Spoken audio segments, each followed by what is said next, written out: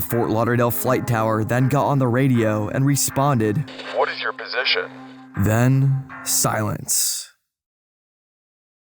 The flight tower at Fort Lauderdale was supposed to still be able to see Flight 19 out in the distance since it was a clear day and they weren't all that far from land. But as the ground crew at Fort Lauderdale looked out in the distance, there were no fighter jets to be seen. After a few minutes of silence, Taylor then radioed back to the flight tower and said, "We cannot be sure where we are. We cannot see land." The air tower was attempting to radio back to Taylor and Flight 19, but for 10 minutes, all they got back was silence.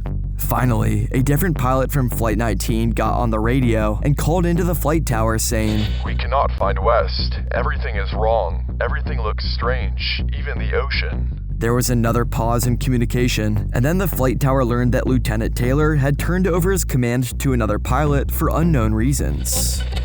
This is all the Fort Lauderdale air tower heard though, followed by another 20 minutes of silence. Finally, another pilot part of Flight 19 was able to call into the air tower, now in a state of panic. "We cannot tell where we are. Everything is... cannot make out anything.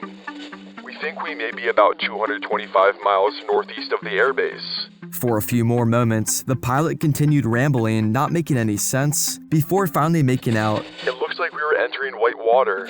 We're completely lost."